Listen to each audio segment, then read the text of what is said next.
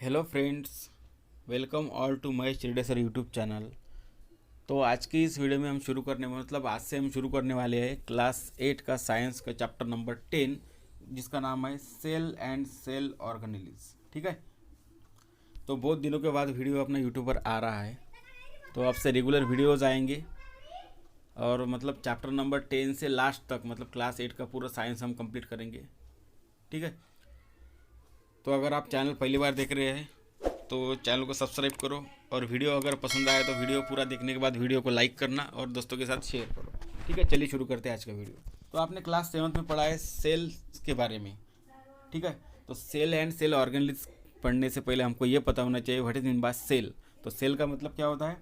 Cell is nothing but the structural and functional unit of life. So what is the cell? Cell is the structural and functional unit of living organisms. Living organism की शुरुआत कहाँ से होती? Cell से होती। इसलिए क्या बोलते हैं हम सेल को? Cell is nothing but the structural and functional unit of life. Okay, तो यहाँ पे दो क्वेश्चन दिए हैं हमको। Can you recall? जो प्रीवियस ईयर में आपने सेल्स के बारे में पढ़ा उसको थोड़ा रिकॉल करो, थोड़ा याद करो, और इन दो क्वेश्चंस के आंसर देना है हमको। तो पहला क्वेश्चन दिया है यहाँ पर उन्होंने। First question is how many types of cells are found in living organisms. तो आपने 7th क्लास में पढ़ा है कितने टाइप्स के सेल्स रहते हैं हमारी बॉडी में, सॉरी लिविंग ऑर्गेनिजम्स में कितने टाइप्स के सेल्स रहते हैं? There are 2 types of cells. Okay, how many types of cells are there? 2 types of cells. कौन से 2 टाइप्स ऑफ सेल्स है वहाँ पर आप सबको पता है इसके बारे में। First number is prokaryotic cell. Okay, first is prokaryotic cell and second is eukaryotic. These are the 2 types of cells present in or found in living organisms. So what are prokaryotic and eukaryotic cells? आप सबको पता है, 7th class में पढ़ा है आपने। Prokaryotic cells का मतलब क्या होता है? ऐसे टाइप के सेल्स कि जिसमें डिस्टिंक्ट न्यूक्लियस क्या रहता है? एब्सेंट रहता। एंड यूकैरियोटिक सेल्स का मतलब क्या होता है? जिसमें डिस्टिंक्ट न्यूक्लियस क्या रहेगा? प्रेजेंट रहेगा। सो nucleus is present and nucleus is absent. Okay, prokaryotic में न्यूक्लियस एब्सेंट रहेगा और यूकैरियोटिक में डिस्टिंक्ट न्यूक्लियस प्रेजेंट रहेगा। ओके, तो उसके बाद हमने पढ़ा था जो यूकैरियोटिक सेल्स होते हैं जिसमें न्यूक्लियस प्रेजेंट होता है, उसके और 2 टाइप है। कौन से 2 टाइप है? Plant cell and animal cell. ठीक है, यूकैरियोटिक सेल्स के 2 टाइप कौन से हैं?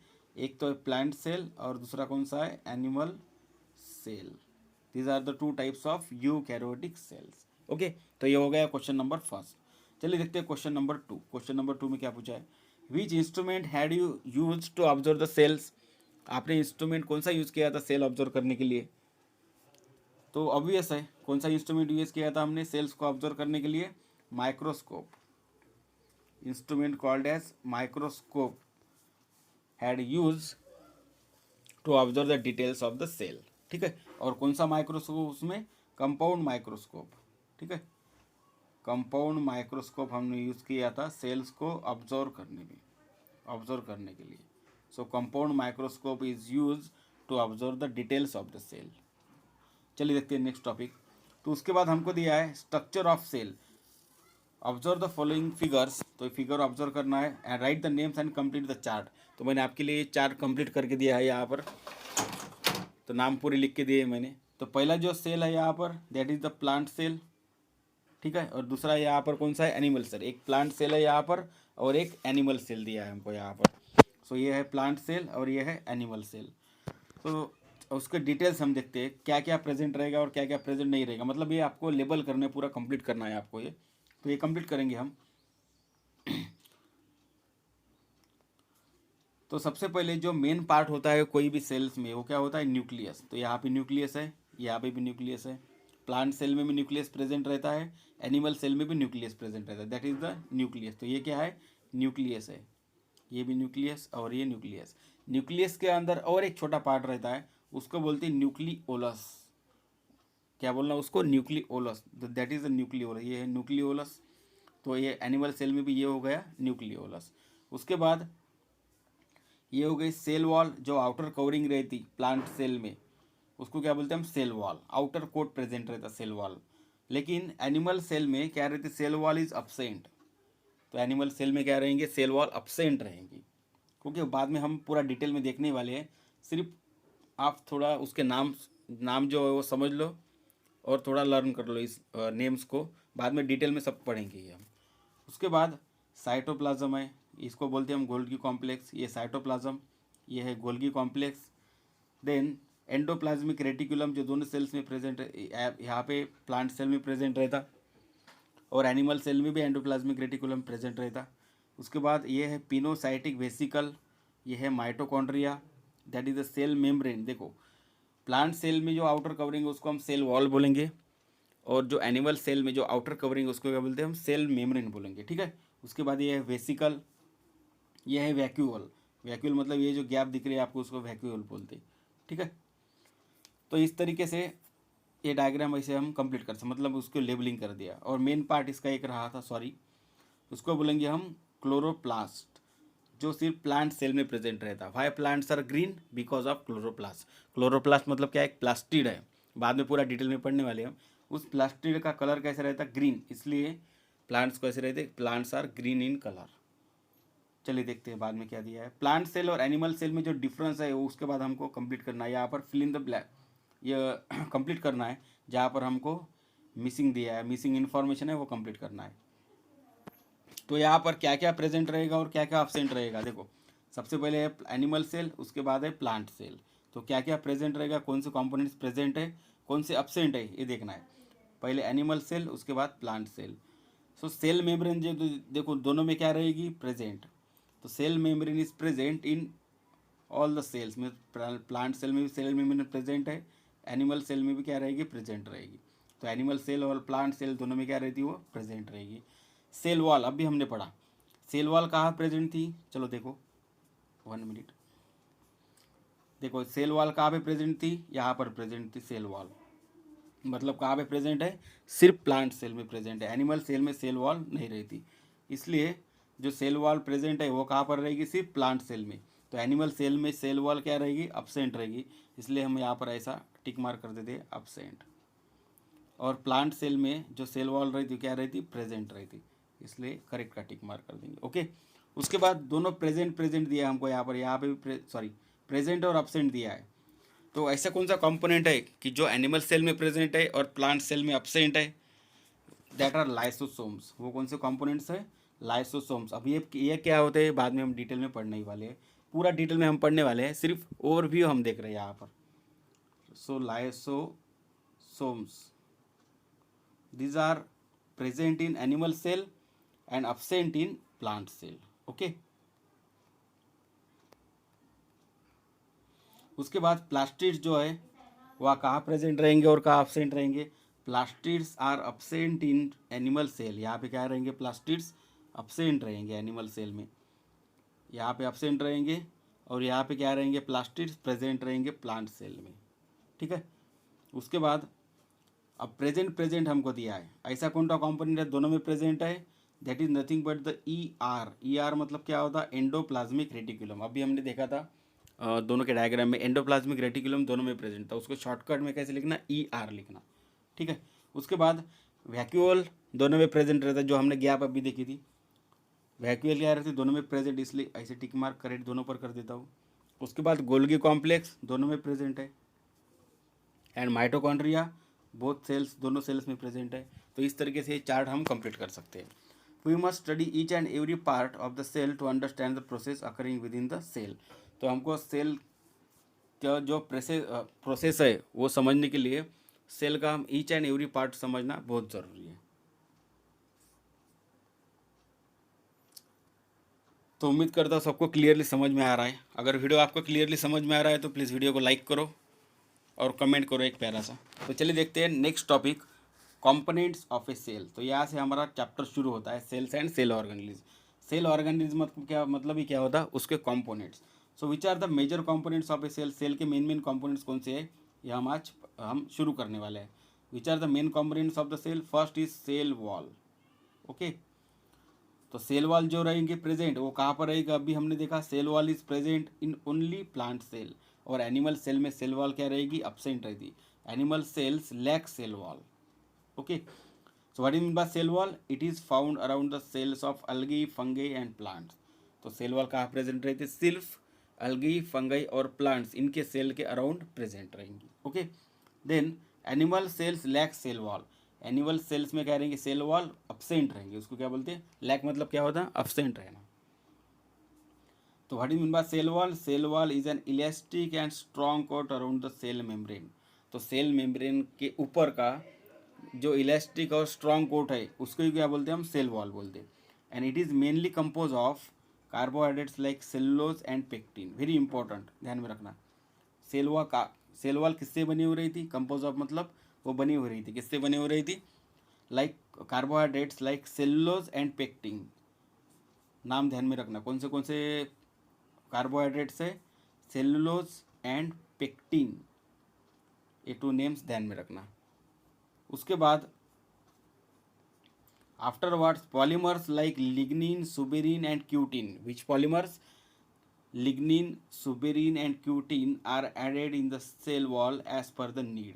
तो जैसे ज़रूरत होगी वैसे कौन से पॉलीमर्स ऐड किए जाएंगे उसमें, lignin, suberin and cutin. Names बराबर ध्यान में रखना. सो उसके बाद देखिए what is the major function of the cell wall.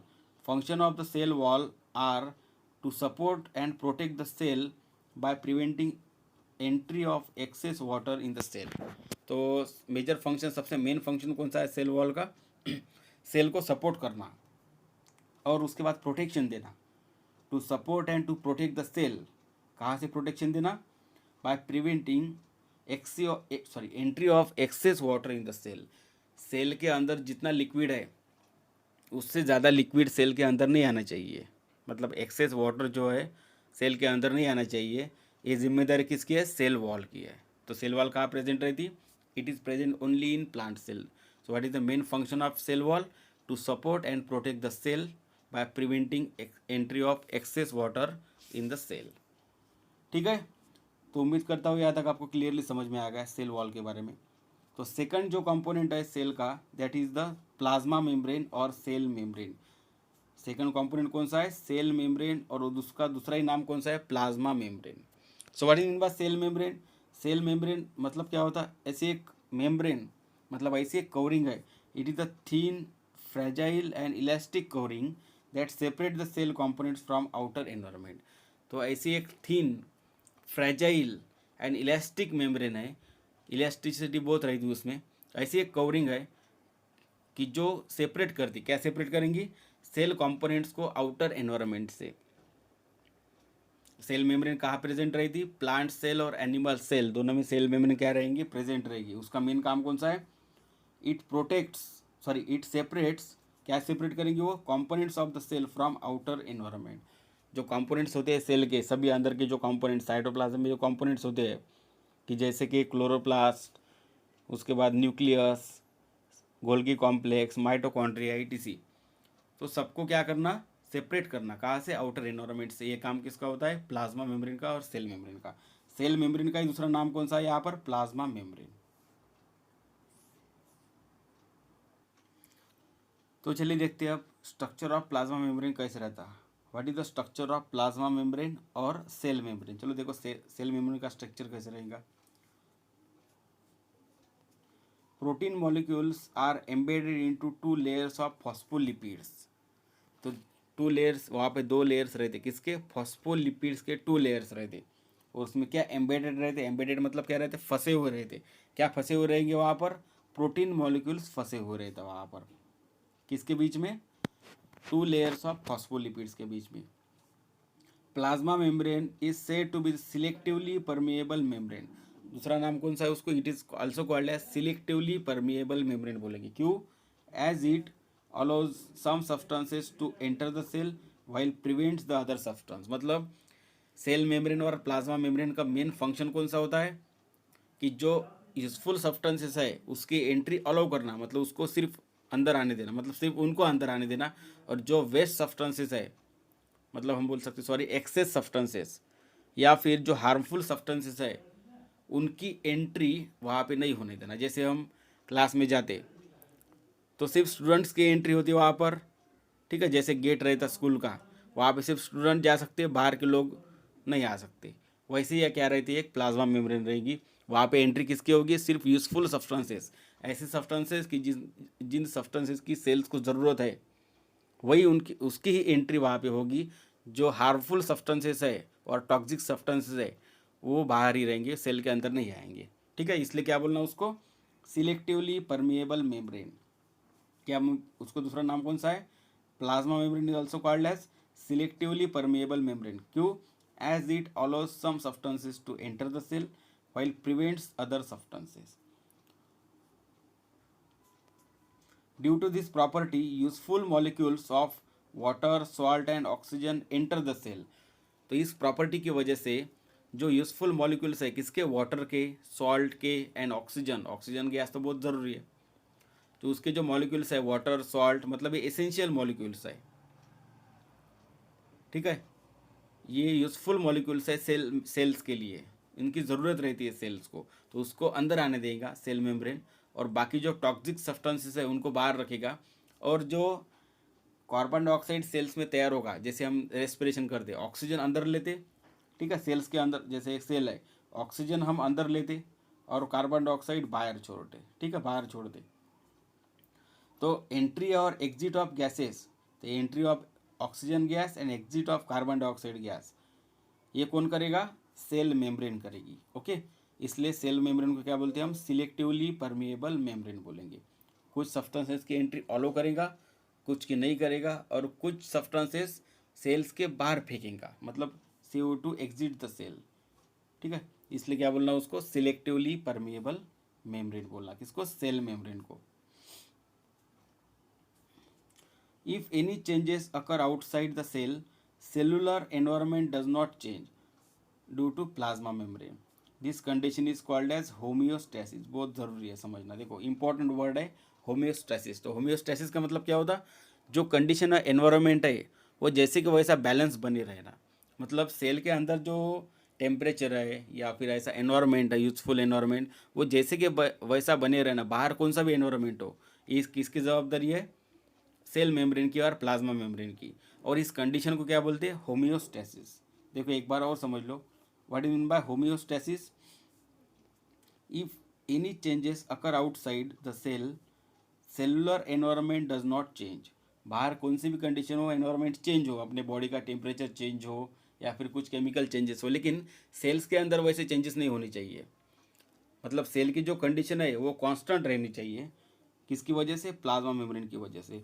और उस कंडीशन को ही क्या बोलते हैं हम, homeostasis. This condition is called as homeostasis, important word है, this condition is called as homeostasis. Okay, तो ये देखो वहाँ पे दिया है स्ट्रक्चर ऑफ सेल वॉल, ये सेल वॉल का स्ट्रक्चर है, सॉरी सेल मेम्ब्रेन का नहीं है, ध्यान में रखना, सेल वॉल का स्ट्रक्चर है जो प्लांट सेल में प्रेजेंट रहेगी, that is structure of cell wall. तो इसलिए मैंने यहाँ पे आपको ये डायग्राम नहीं बताई, क्योंकि ये डायग्राम किसकी है, सेल वॉल की है, सेल मेम्ब्रेन की नहीं है। तो सेल वॉल कहाँ प्रेजेंट रहती है, सिर्फ प्लांट सेल्स में। ओके, तो आज के लेक्चर में बस इतना ही। तो आई होप सबको क्लियरली यहाँ तक समझ में आ गया होगा। तो नेक्स्ट लेक्चर जो रहेगा उसमें हम जो नेक्स्ट पार्ट है पेज नंबर 68 का वो शुरू करेंगे। So goodbye and take care of yourself. अगर आपको वीडियो पसंद आया तो फ्रेंड्स के साथ शेयर करो और वीडियो को लाइक करो, चैनल को सब्सक्राइब करके जो घंटा है घंटा दबाओ और ऑल की नोटिफिकेशन पे क्लिक करो, ताकि जब भी मैं वीडियो अपलोड करूँ रेगुलरली तो आपको उसका नोटिफिकेशन जल्दी जल्दी मिल जाए। ठीक है, चलिए मिलते हैं फिर, goodbye and take care of your self.